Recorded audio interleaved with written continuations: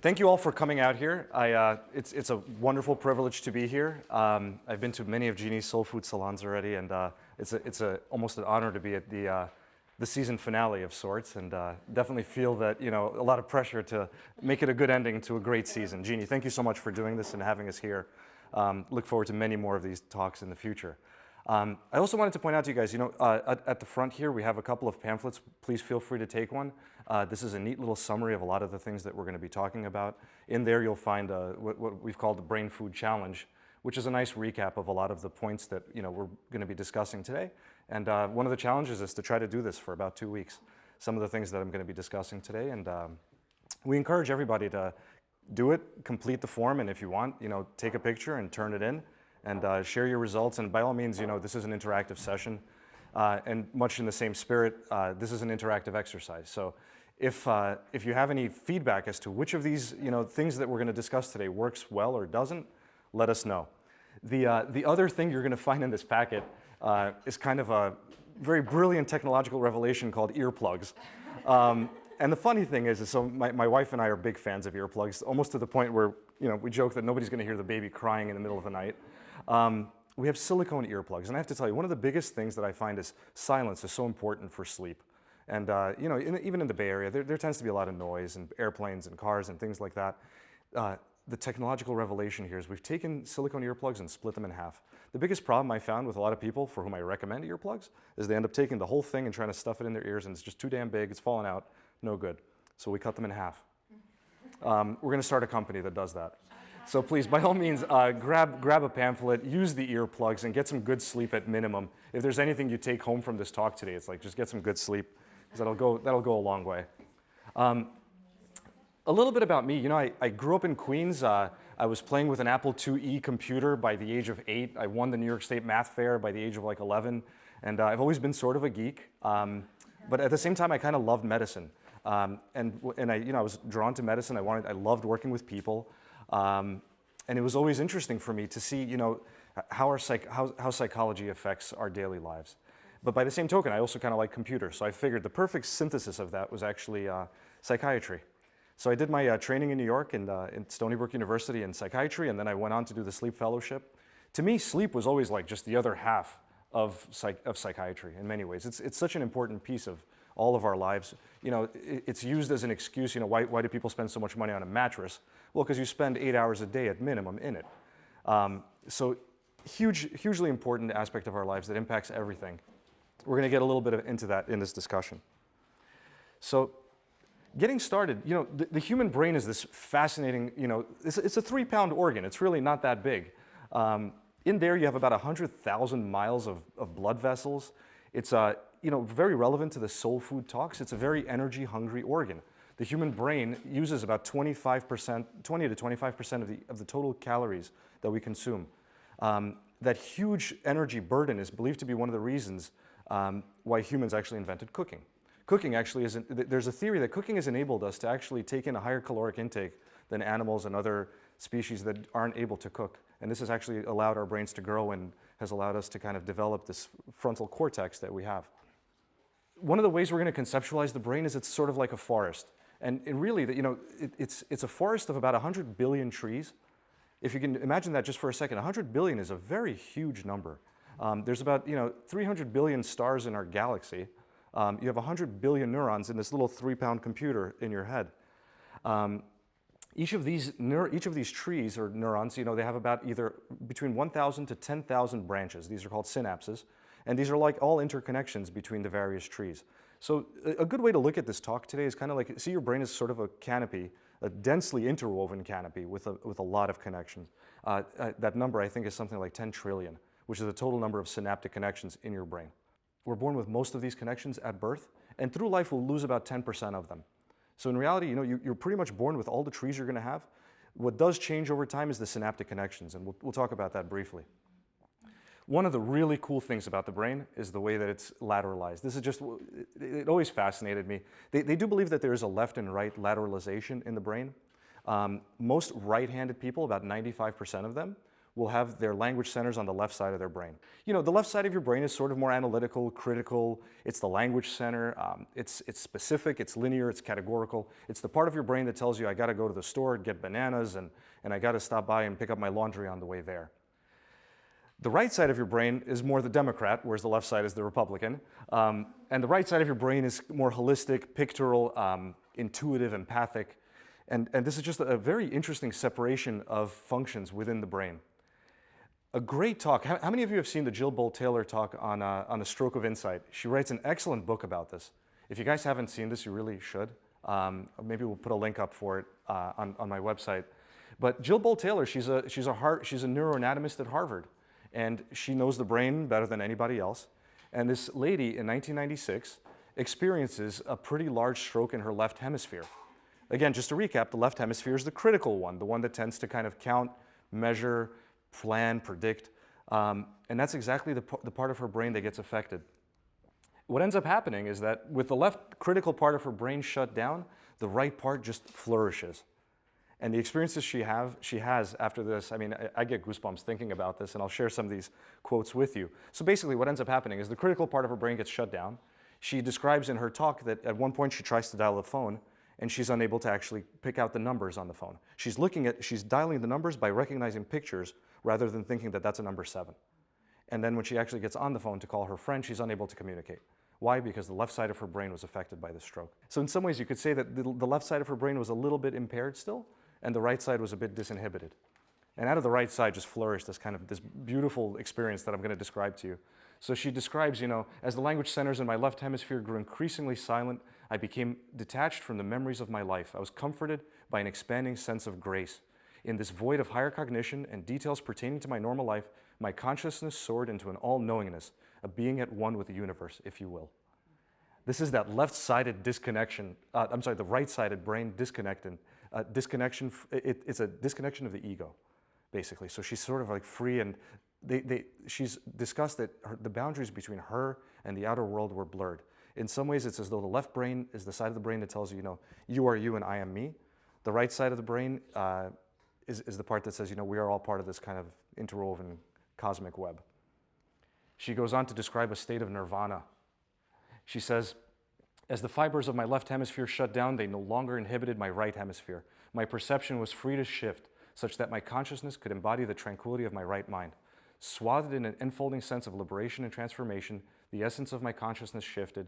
I'm no authority, but I think the Buddhists would say I entered a mode of existence they call nirvana. I think that's kind of amazing. The fact that, you know, we all have this capability within us is really incredible. And in her case, I mean, unfortunately, I mean, it took a stroke to bring this out. But it is interesting to see what our minds are capable of. So how does this canopy of trees develop? One of the really interesting things to realize is that humans are born relatively helpless compared to other species. If you think about it, most baby goats and baby deer can do pretty much 80 to 90% of their full lifetime function within the first few hours of birth. Deer are able to walk within 4 hours. Not much different for baby goats and other animals. Humans, on the other end, are born with these big floppy heads that take up about 1/3 of our bodies. We do have all these neurons present at birth, but the truth is that they're not really doing anything for at least the first few months of life. Humans are completely helpless for the first few years of life. And actually, this process of maturation continues for probably the first 26 years of life. The important thing to realize is that most of these neurons, we are born with the forest. The forest is there. There are 86 to 100 billion neurons are present. The branches haven't grown yet. And that's the process called synaptogenesis. And this is really the amazing part of how our brains develop. What ends up happening from the time of birth through about the time of puberty is you have this explosion of tree branches. The brain is sort of testing out all these different connections. If you want to use the analogy of the rainforest, it's sending out little shoots everywhere to see where's there water, where's there sunlight. And it sort of overgrows. And then around puberty, there's what's called a massive decline in these synapses. And what the brain literally does here, the number of neurons doesn't change, but what the brain does do is it decides which synapses are important and which synapses are not. And the synapses that are important end up staying, and those that aren't end up going. And you have about a 30 to 40% drop in the number of synapses around the time of puberty. This explains a lot of the things that you guys may have seen before, which is why it's so easy to pick up a language as a young child. I've also noticed people I work with, whenever somebody comes from a foreign country, if you came here before puberty, you don't have the accent. If you learned the language before puberty, the accent is gone. If you learn the language after, you're always going to talk with a bit of an accent. And this is the reason why. With respect to the neurons in the brain, the number of neurons we have generally remains stable through our lifetimes. There's a small decline at around 10% over the course of our lives, but they do generally survive. The number of synapses does begin to decline with life, usually past the age of 55. The other thing I should mention is myelination, and that really happens until the age of 26. What is myelination? So your neurons, in addition to having their branches and all this interconnection, the shoots have to work quickly. Myelin is like a layer of fat that surrounds neurons, and it allows them to function at about 100 times their speed if they're not myelinated. The process is interesting. It starts with your lower feet as a baby. Part of the reason babies can't walk is because their lower neurons aren't myelinated yet. What that ends up meaning is information about your position, where you are, how you're standing, doesn't travel back to the brain fast enough in a fashion so that your brain can respond and correct and you don't fall. So this is fascinating. This is the reason why we're able to walk, usually around 1 year of age. And the process of myelination starts down at your toes and it moves up through your body. And one of the last places to get myelinated is your prefrontal cortex. The prefrontal cortex is really what sets humans apart from a lot of other species.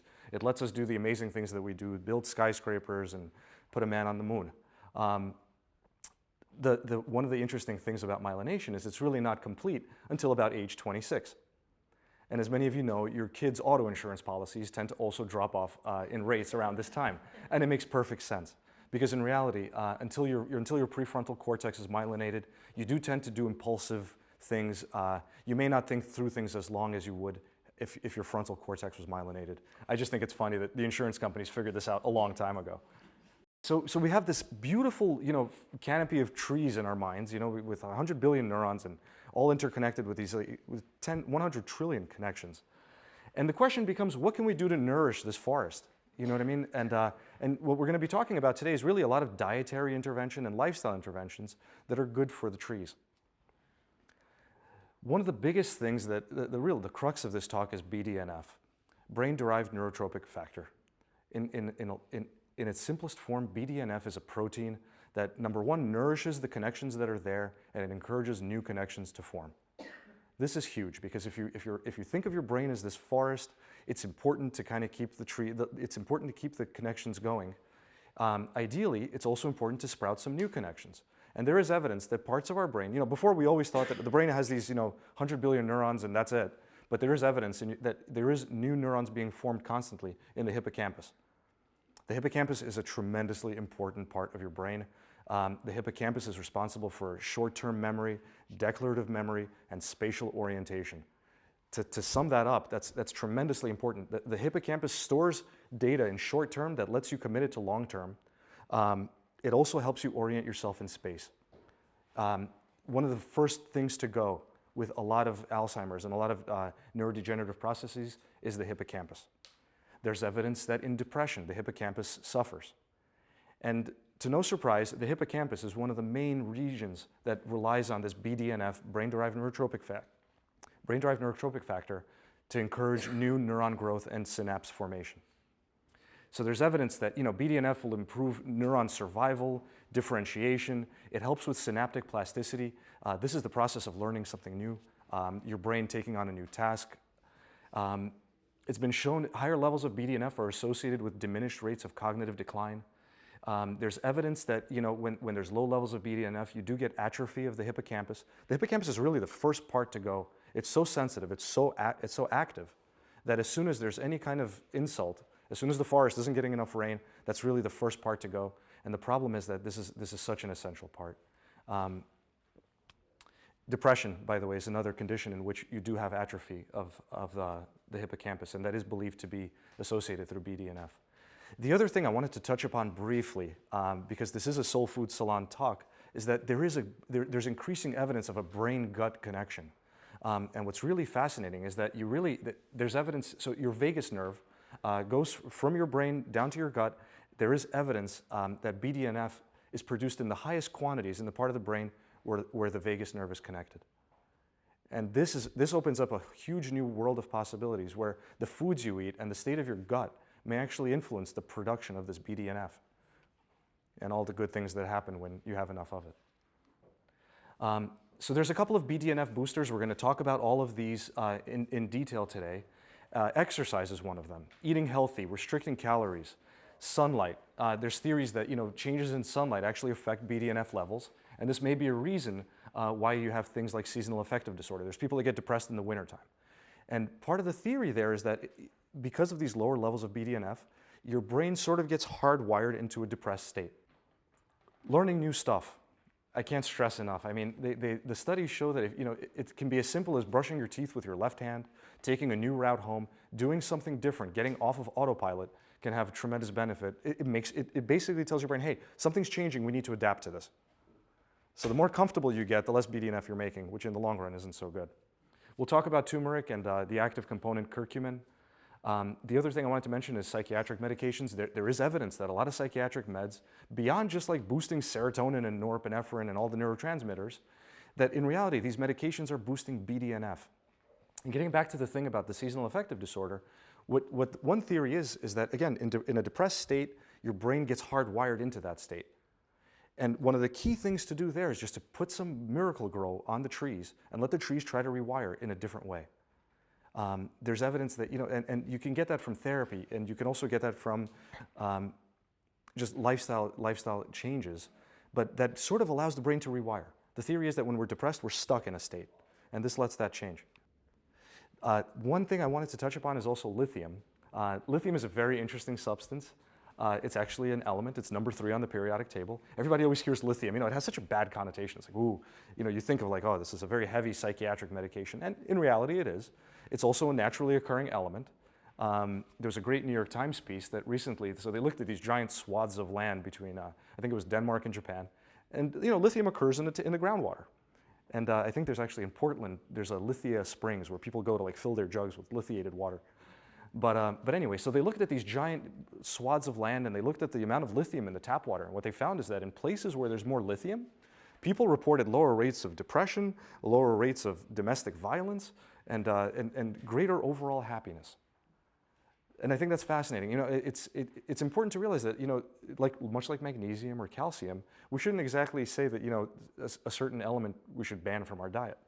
And I'm not telling everybody out there to go on lithium, but there is evidence that a trace amount can actually have a very positive role. Let's talk a little bit about exercise. There's evidence that, the more people exercise and the higher fitness score they have, the better executive function they have a faster processing speed, and they have a higher volume of their hippocampus. It's so easy, it's so natural. A lot of this talk, I think in the end boils down to a couple of key points, but exercise is one of them. What's interesting is they've shown that really harder exercise is actually better for you than just kind of going to the gym and doing aerobics for 45 minutes. Specifically, they've shown that running, swimming, cycling with a higher intensity can actually boost BDNF levels threefold in comparison to doing something more. There was a Cochrane review in 2014 that also showed that there's an antidepressant effect to exercise, and if you combine exercise with an antidepressant regimen, people do much better. Again, it all loops back to BDNF. You're encouraging this rewiring and regrowth of brain cells. They've shown that people that exercise more intensely remember better. Georgia Institute of Technology, they took a group, they let them work out intensely for 20 minutes, they looked at photos, and then they tested them how much they could recall. The group that exercised intensely had much better recall. They were able to recall about 60% of the pictures that they had seen. Another article in the Journal of Neurobiology of Learning and Memory showed that an intense bout of cycling boosted BDNF levels. They taught these people new skills, and these people were able to remember these skills better at 1 hour, 24 hours, and 7 days later. This is just exercise, guys. This is nothing complicated. And it's, okay, intense exercise. Exercise also reverses brain atrophy. So if you recall that graph that was showing you how many neurons we have, there's evidence that after the age of 55, you tend to lose 1 to 2% of the volume of that hippocampus every year. They had people in there over 55 involved in regular aerobic exercise, and what they were able to show is these people increased their hippocampal volume by 2% per year. That's a tremendous improvement, and that's something so critical at a later stage in life when you do need that hippocampus more than ever. Exercise is also able to reverse stress-related decreases in the hippocampal volume. So it has many, many positive effects. In thinking about, what is intense exercise, one of the easiest rules to follow, how many of you know what your target heart rate is and how to calculate that? Anyone? It's pretty simple, actually. It's 225 minus your age, and then you take 70% of that. So in the case, if you're 40 years old, you're looking at a heart rate of about 130. If you're 60 years old, you're looking at a heart rate of about 115. And again, most of the studies support between 20 to 30 minutes of intense exercise. The more, the better. If you can do it every day, good for you, but there's evidence that even 3 times a week has a positive, beneficial role. There's also foods that boost BDNF. The polyphenols, these are the colorful fruits, vegetables, spices. These give plants their bitter taste. They're strong antioxidant properties, and they also boost BDNF. Resveratrol, found in grape skins and wine, can do the same thing. Chlorogenic acid, found in plums, apples, cherries, and also coffee beans. Beyond just boosting BDNF, it's been shown to actually decrease anxiety behavior in mice. It's shown to have neuroprotective properties, increasing insulin sensitivity, and also reducing rates of colon cancer. The take-home point from this part of the talk is really just, eat healthy. And we'll talk about the diet a little more later, but really exercise hard. If you're going to go to the gym and you're going to put the time in, put in a little bit of intensity. If it's even 20 minutes as part of your workout, and you will remember better, and chances are you will ward off a lot of brain atrophy that may occur through life. So let's talk a little bit about curcumin. Curcumin is a phenol. It's what makes turmeric yellow. It's been used since 1900 BC for various illnesses, and it's a very potent BDNF activator. It's also it does so many good things. I mean, the list goes on and on. I can think of one good reason not to take curcumin, and that's really like if you have any risk of bleeding disorders, it can prolong your bleeding times. There's some evidence that if you have gallstone disease, gallbladder disease, it may not be the right medicine for you. But besides that, it will do everything from lowering, it's an antioxidant, anti-cancer agent. It has antiviral properties, and it also is very good for the brain. They've done studies in mice. We'll be talking a bit about mice during this talk, and they've shown that, the effects of curcumin are actually comparable to imipramine, and imipramine is a pretty potent antidepressant. And what they've shown is that, these mice were exposed to chronic stress for 20 days, and the mice that were exposed to curcumin before actually did as well as the mice that were treated with an antidepressant. In traumatic brain injury, they've done all sorts of cruel things to mice, but among them, they've found that pre-medicating mice with curcumin greatly improves their rate of recovery and overall brain health following a traumatic brain injury. There's also a theory and some speculation, in India that you have the lowest rates of Alzheimer's. And one of the theories to explain that is that in India you have the largest consumption of turmeric. There was a great prior soul food talk that brought up curcumin. The beauty of this particular type of curcumin is the small particle size.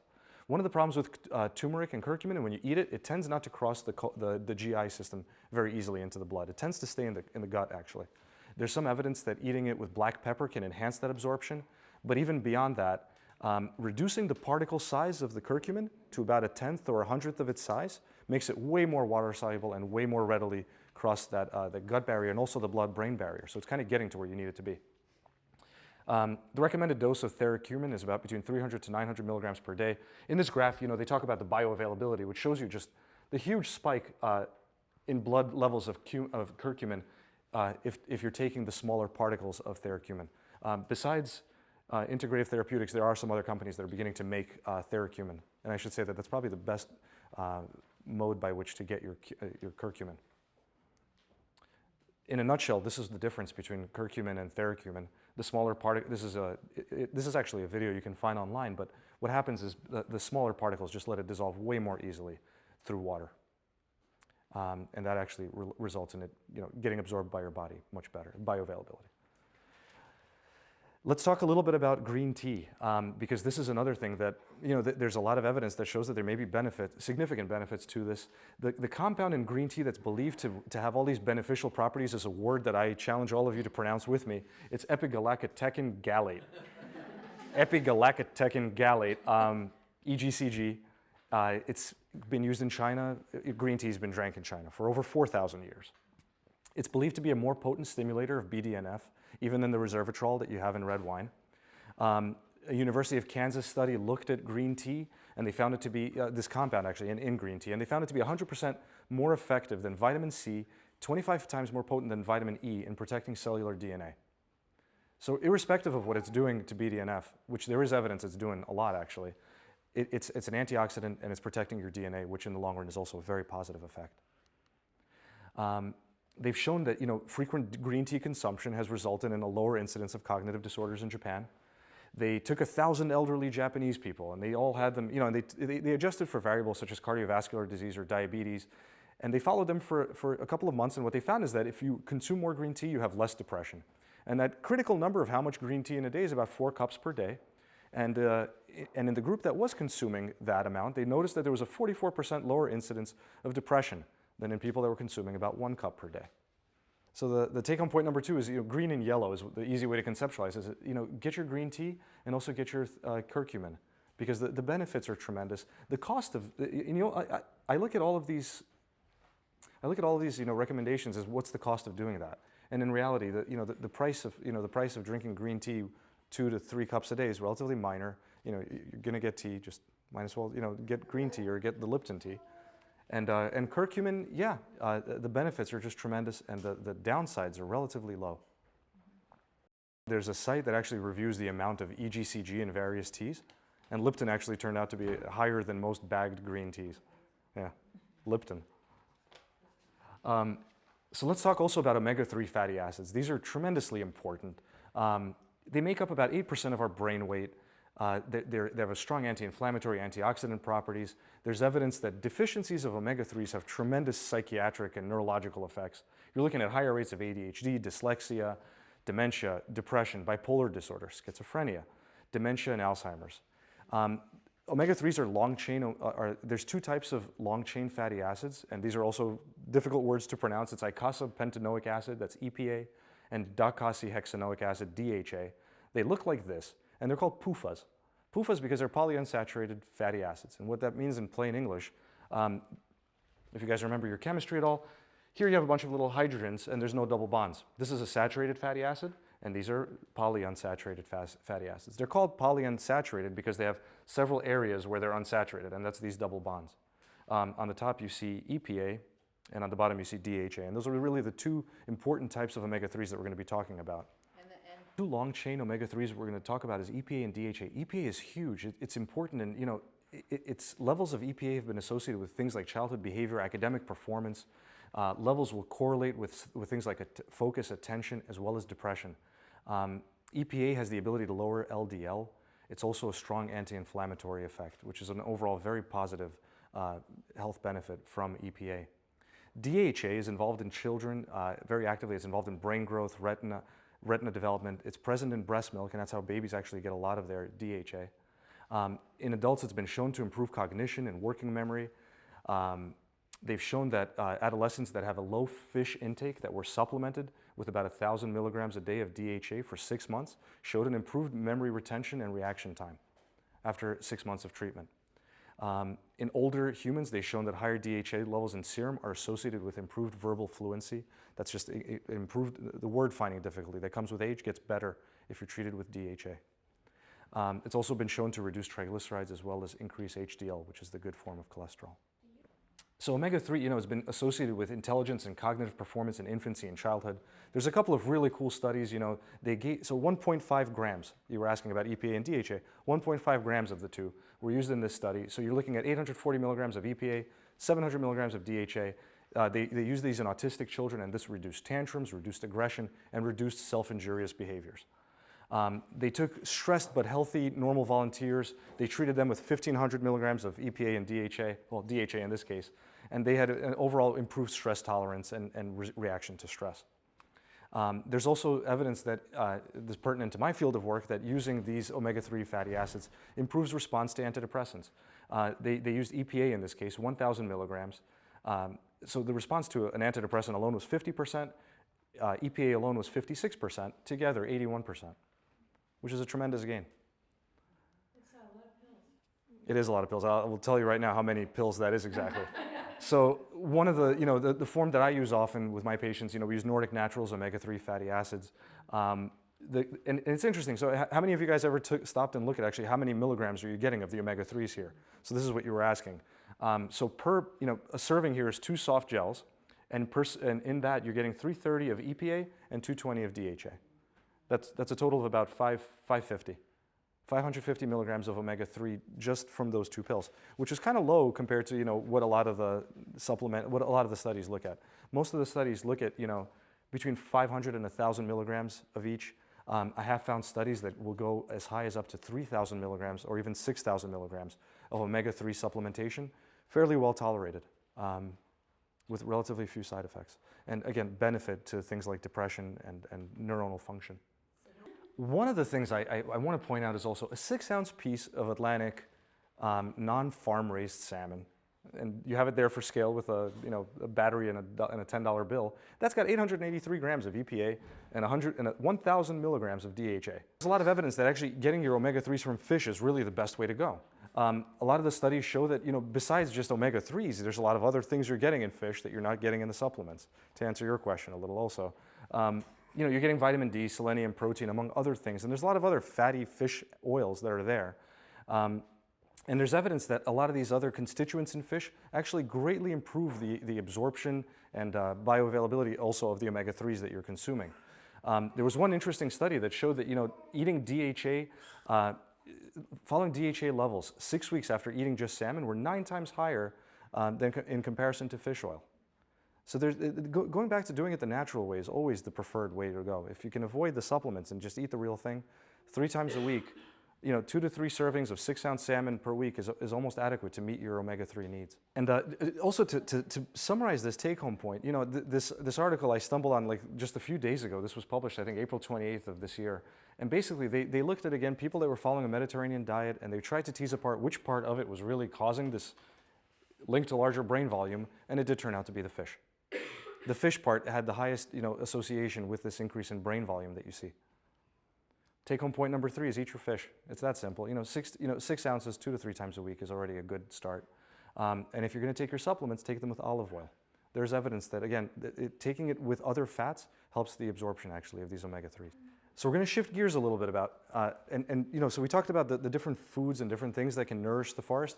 Let's talk about now some of the natural rhythms of the forest. As a sleep doctor, one of the things we think about a lot is the circadian rhythm. You guys know what circadian rhythms are, right? So these are the natural patterns. Most fundamentally, these were observed as periods of sleep and wake. You see these in every living thing on Earth, ranging from plants to mice to shrews to people. These rhythms play a very important role in how we perform, how we function, and how we respond to different interventions, like when we eat. One of the our body follows this rhythm throughout the day. Circadian rhythms are believed to be the reason that people tend to have heart attacks Monday mornings between the hours of 6 and noon. The reason we tend to have heart attacks in the morning is because our body kind of has this like surge of catecholamines and enzymes that kind of wake you up and get you going. For some of us, that wakes us up and that gets us going. For those of us that have any predisposition to heart disease, that can make that worse. Circadian rhythms is what drives us to sleep at night, to wake up in the morning. You have that sharp rise in blood pressure in the morning. Your melatonin starts to secrete in the evenings. Your body temperature peaks in the evenings. I'm not even going to get into this, but the decline in body temperature that goes on through the night enhances your sleep. And there's evidence that if you can actually warm yourself up before bed, the sharper the drop in temperature through the night, the deeper your sleep will be. So all these things are interconnected.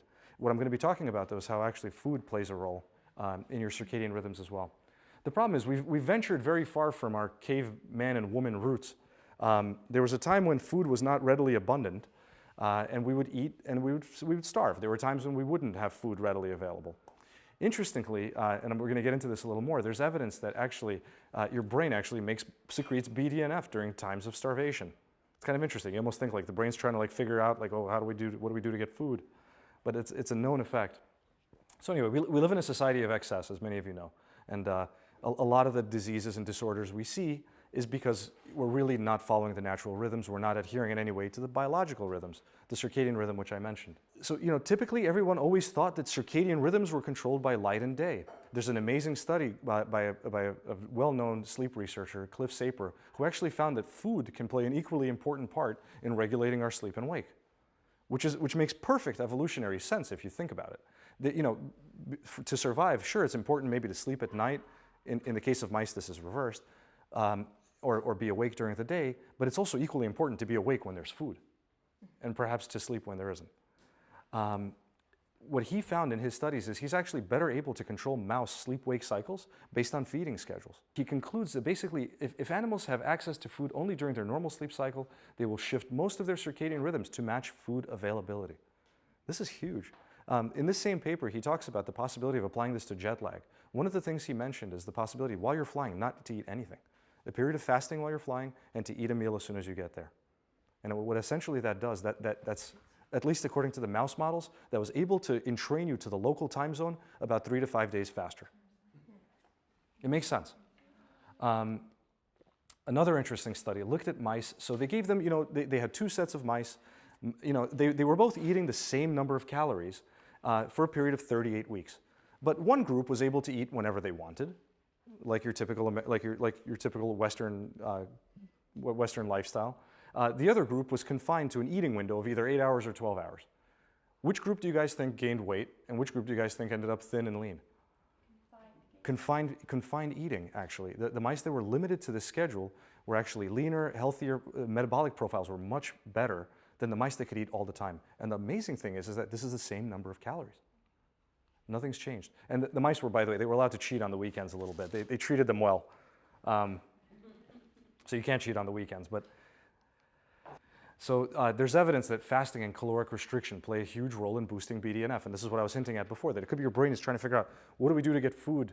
What different thing could I do to obtain food during a period of starvation? There's evidence that caloric restriction and fasting will enhance cardiovascular and brain function. In mice, it enhanced resistance to injury from infarct and stroke. There's evidence that it can reverse some of the changes seen in neurodegenerative diseases. The net gain in terms of brain volume and function has almost been compared to those intense periods of exercise. So there's some theory that the starvation and exercise may actually be a convergent pathway, converging possibly on BDNF. Both caloric restriction and intermittent fasting have been shown to actually improve, beyond just metabolic indices, insulin sensitivity. There's a huge role there. Again, most of the studies look at either skipping days, skipping meals, or skipping, or just eating within certain confined periods of time. There's also an alternate day fasting regimen, and in that one, you eat normally on one day, and on the second day, you eat only 25% of your typical caloric intake. Fasting in general, it sort of puts your brain and your body into this survival mode, which the level of antioxidants that your body naturally produces, brain-derived neurotropic factor, your body has actually quite a surprisingly positive response to intermittent starvation. And really, if we could miss one meal in 3, or eat less one day than the other, there could be tremendously beneficial results. So the take-home point number 4 is really, it's easy enough. Contain your eating to 12 hours a day. It's not so hard to do. Dr. Panda, who did that mouse study where they got to eat all the time or none of the time, really says the clock starts with your first cup of coffee in the morning. So think about that. The next time you're eating, just realize when you had your first meal, and when 8 o'clock rolls around, it'll do you an exponential amount of good to skip that midnight snack, to skip that 10 p.m. snack, from a weight loss standpoint, from a metabolic standpoint, and also from a brain health standpoint. This scheduled eating also beautifully ties into that thing that I was telling you guys about the jet lag also. It's important, you should realize that late night snack ties into the possibility that late night snack might actually be shifting your circadian rhythm and making your sleep worse during the night. We're going to keep going further now into the world of sleep. Again, when we were cavemen and women, we had a lot more opportunity to sleep. And there was no artificial light, you know what I mean? We were more grounded biologically before the advent of artificial light. Sleep has its own rhythms, and without boring you guys with too many of the details, the main things to realize about sleep is that there's 2 important types. There's REM sleep and there's slow wave sleep. Slow wave sleep happens in the beginning of the night. Slow wave sleep usually happens, till about 3 a.m. A lot of people will wake up at 3 a.m. for no clear reason and have trouble going back to sleep. Slow wave sleep is exactly what it sounds like. Your brain goes through these beautiful 4 hertz waves during the night, beautiful brain's neuronal synchrony. Slow wave sleep, when you wake up, is those times when you're staring at the alarm clock and you're like, what time is this? You can't make sense of the alarm. REM sleep happens more towards the morning. REM sleep is the dream sleep that everybody's heard about. It's the reason why when the alarm wakes you in the morning, you tend to dream more. What's interesting is that these types of sleep play a huge role in memory function and consolidation. They've done these amazing studies, again, on mice, where they've connected electrodes to their brain, followed them through a maze, and then they watch the mouse as the mouse sleeps. And guess what the mouse is doing in its sleep? The mouse is replaying parts of the maze. What's interesting is that in slow wave sleep, it's taking little snapshots of different parts of the maze.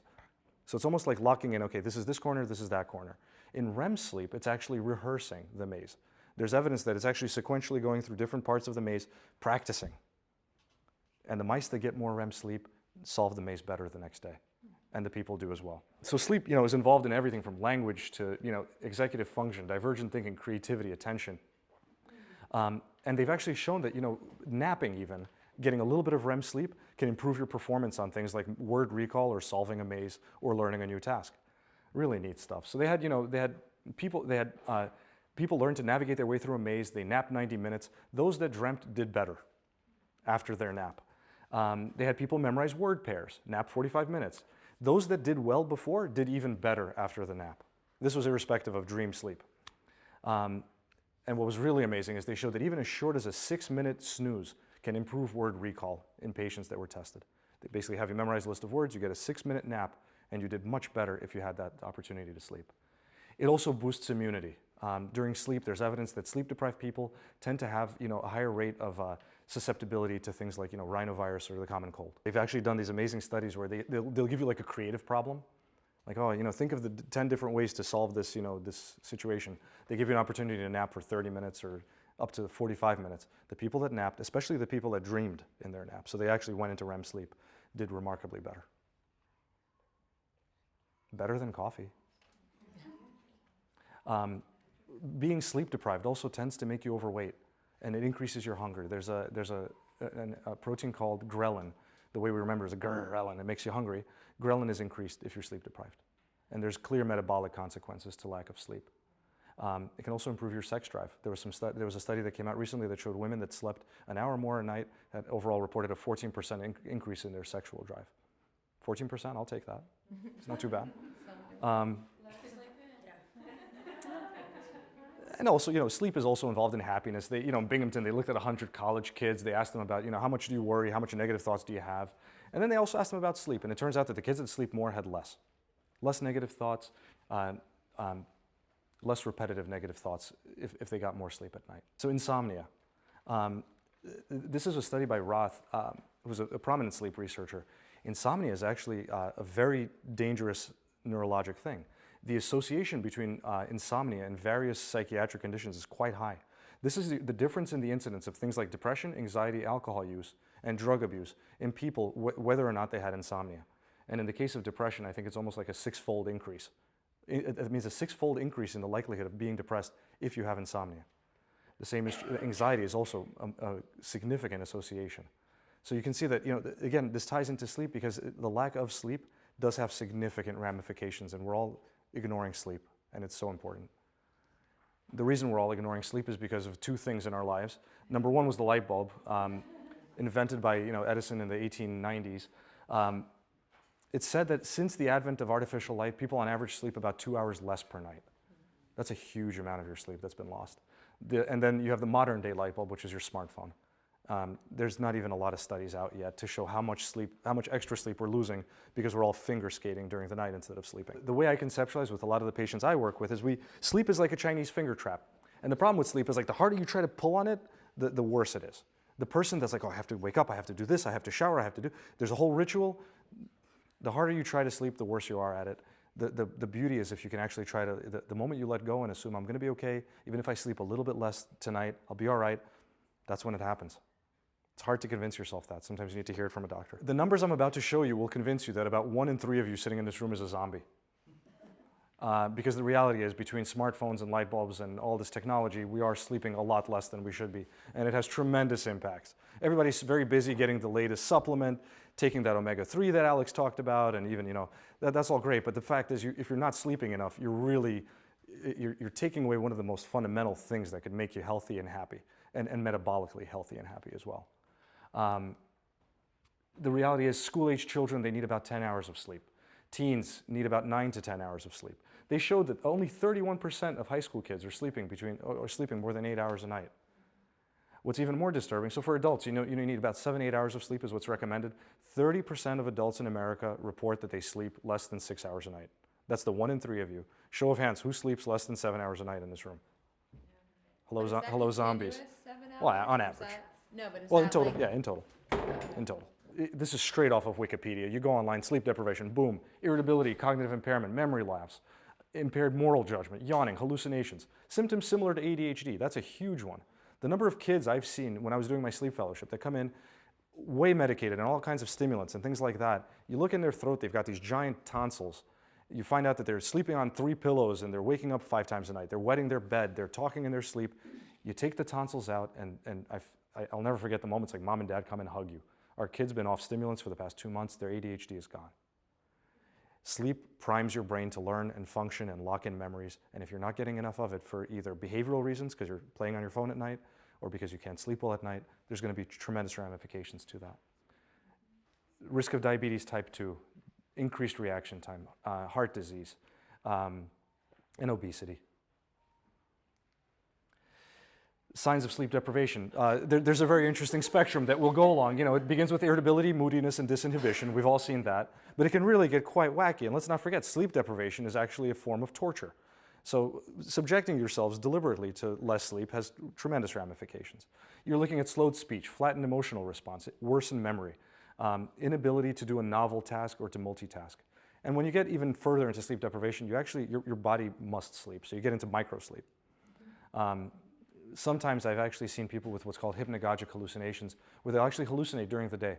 And what that is really that's the intrusion of dream sleep into your waking life. Your body is so desperate for sleep that you can be sitting there having a conversation, you will nod off for just even 3 seconds, and during that time you will actually start dreaming and have visual hallucinations in the room. Does anybody know how long caffeine lasts in your system? Yes, who said that? You're right. It has a 6-hour half-life. You guys know what that means? That means that in every 6 hours, whatever amount of caffeine you drank is about a half. So let's do the math. Let's say at noon you decided to have a venti. And you were done by noon because all of us chug the whole venti at once, right? We don't nurse it.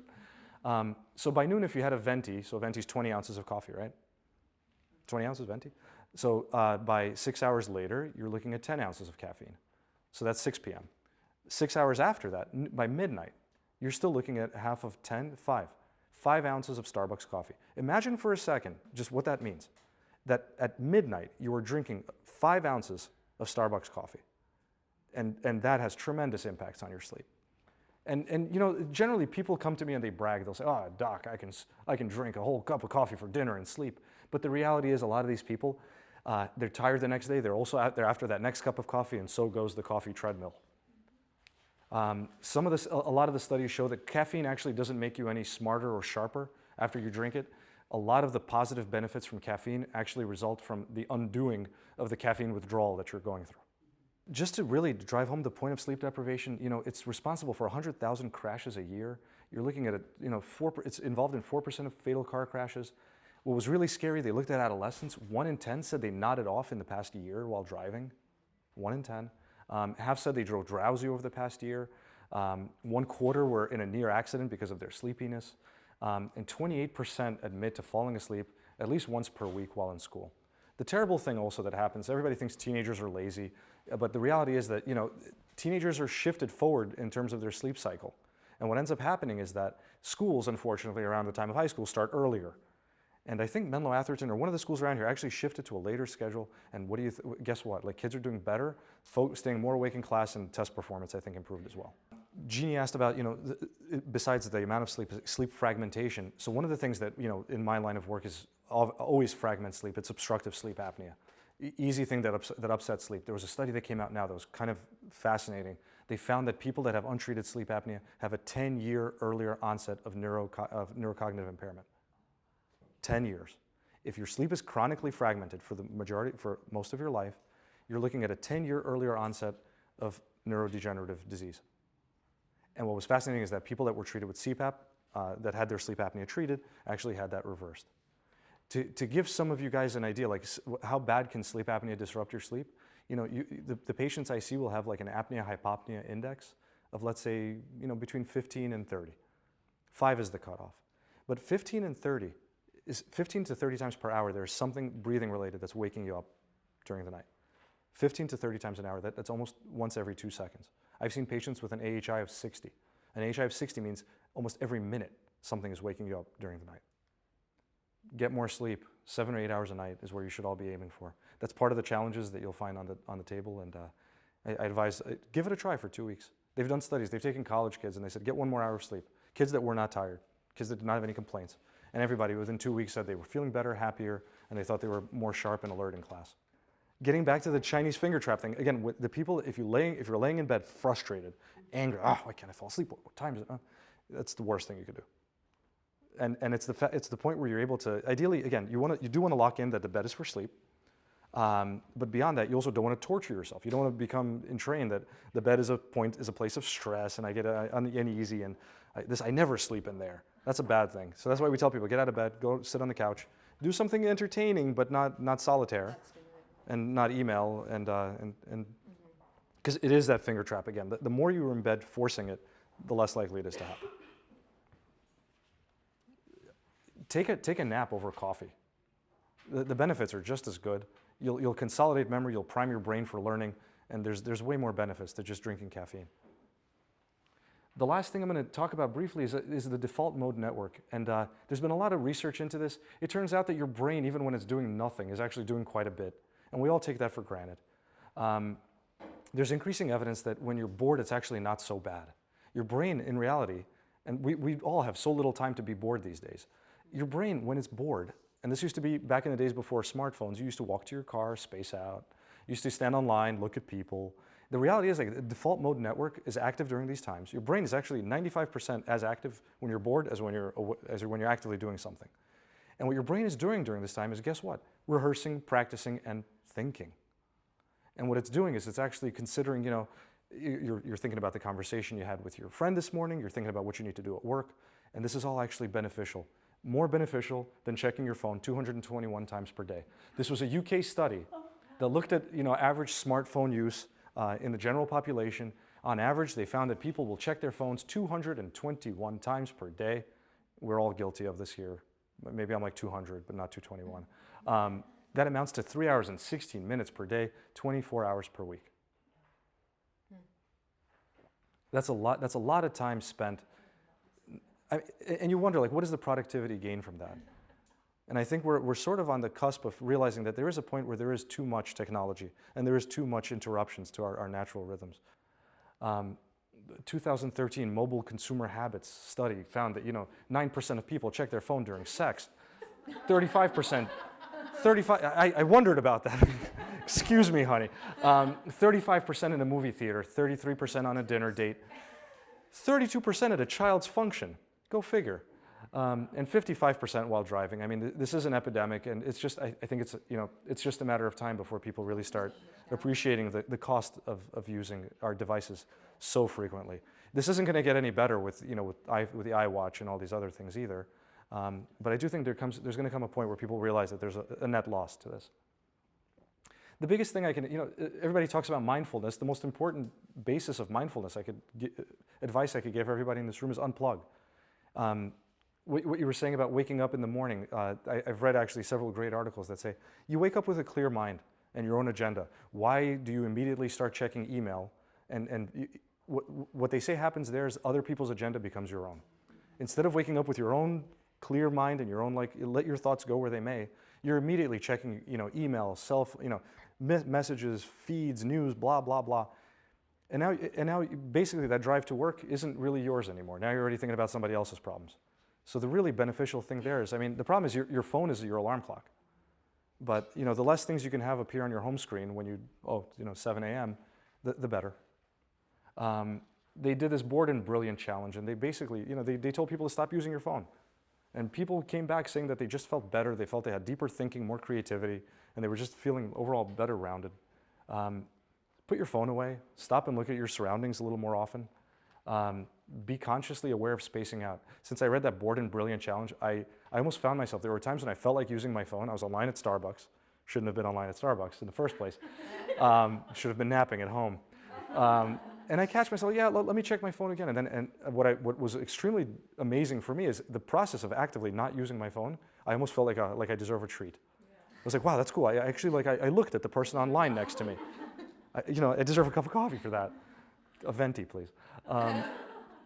So I mean, let your brain do its thing. Your brain is this amazing organ. It knows when to eat, it knows when to sleep, and it knows when to just space out sometimes. And just getting that up-to-date email or text message isn't going to change anything. Be consciously aware of spacing out and appreciate those moments. And most importantly, think. God forbid, you have an opportunity to just sit there and think about something a little bit. It's not bad, or not think, or just stare. We should all stare for a minute. On the subject of mindfulness and meditation, just to touch the subject briefly, I catch myself guilty of this the same as maybe many of you. My wife always teases me. I'm always going to the self-help section. I'm always curious to read about Buddhism, Ayurvedic medicine, meditation, all this is great. But at some point I've realized it's almost better to just sit there and do it instead of reading another book about it. And I feel like, and I've seen this in the people I work with as well, too many of us are too caught up in, you got to read this book and go to this class, and I only like to meditate at that center. The truth is you can meditate right here, right now, if you just close your eyes and give yourself a chance to do that. And I think it's so important to just kind of give yourself that chance, read less about it, and just do it. Enough. Just try sitting in silence 10 minutes a day. Take the challenge. Do it. These challenges are all on there. Last point is, be mindful, put your phone down. And this kind of summarizes everything we talked about. This is all on that 2-week challenge, which encourages you to do these things as many times in this 2-week period as you can. You can write on that sheet how you felt before, how you felt after, and which of the interventions was the most helpful or least helpful for you. It's a work in progress, and I greatly value all of your opinions and your own experience as well. If we get back enough of these forms, we'll put them up on a site, and you can all read each other's forms. We'll keep it anonymous. So, I just want to thank everybody for this talk, and really, I love what I do. Thank you. Thank you so much.